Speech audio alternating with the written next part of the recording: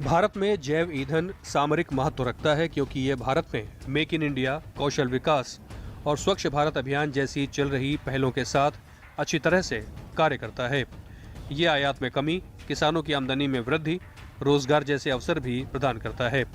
देश में जैव ईंधनों को बढ़ावा देने के लिए सरकार ने जैव ईंधन पर राष्ट्रीय नीति 2018 के तहत कई महत्वपूर्ण पहल की है। ईंधनों को इस नीति के तहत 3 श्रेणियों में बांटा गया है। इसमें पहला है आधारभूत जैव ईंधन यानी पहली पीढ़ी।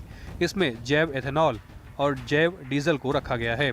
जबकि दूसरी पीढ़ी यानी विकसित जैव ईंधन है, जिसमें इथेनॉल, नगर पालिका के ठोस कचरे से लेकर ड्रॉप इन ईंधन को रखा गया है।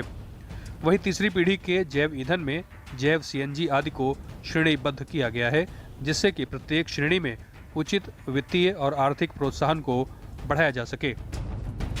इसके अलावा इस नीति के तहत गन्ने का रस, चीनी वाली वस्तुएं जैसे चुकंदर, स्वीट, सोरगम, स्टार्च वाली वस्तुओं के उपभोग के लिए बेकार अनाज के इस्तेमाल की अनुमति देकर इथेनॉल उत्पादन के लिए कच्चे माल का दायरा बढ़ाया गया है।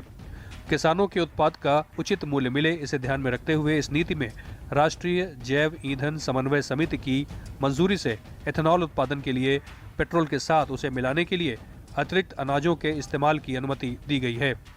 इसके अलावा इसमें जैव डीजल उत्पादन के लिए आपूर्ति श्रृंखला तंत्र स्थापित करने को प्रोत्साहित किया गया है। जैव ईंधन पर राष्ट्रीय नीति 2018 के लागू होने से कई लाभ होंगे। हर साल 62 MMT नगर पालिका का ठोस कचरा निकलता है, जबकि हमारे पास ऐसी तकनीक मौजूद है जो प्लास्टिक कचरे और अन्य कचरे को ईंधन में बदल सकती है। इसके साथ ही ईंधन के आयात पर हमारी निर्भरता कम होगी। साल 2017-18 में करीब 150 करोड़ लीटर एथेनॉल की आपूर्ति होने की उम्मीद है, जिससे 4000 करोड़ रुपए की विदेशी मुद्रा की बचत का अनुमान है।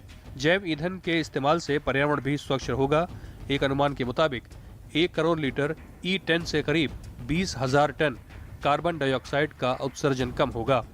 इसके अलावा स्वास्थ्य के क्षेत्र में भी इससे लाभ होगा। खाना पकाने के लिए तेल, खासतौर से तलने के लिए लंबे समय तक उसका दोबारा इस्तेमाल करने से स्वास्थ्य के लिए खतरा पैदा हो सकता है, जबकि जैव ईंधन बनाने के लिए इसके इस्तेमाल से खाद्य उद्योगों में खाना पकाने के तेल के दोबारा इस्तेमाल से बचा जा सकता है। इसके साथ ही देश में 2G जैव रिफाइनरियों से ग्रामीण क्षेत्रों में आधारभूत संरचना में निवेश के लिए प्रोत्साहन मिल सकता है। इन सब के अलावा इसके इस्तेमाल से बड़े पैमाने पर रोजगार भी पैदा होगा। बायोफ्यूल के इस्तेमाल से न सिर्फ किसानों को फायदा होगा, बल्कि ऊर्जा के क्षेत्र में हम आत्मनिर्भर बनेंगे, रोजगार के नए अवसर खुलेंगे और देश का पैसा भी बचाया जा सकता है।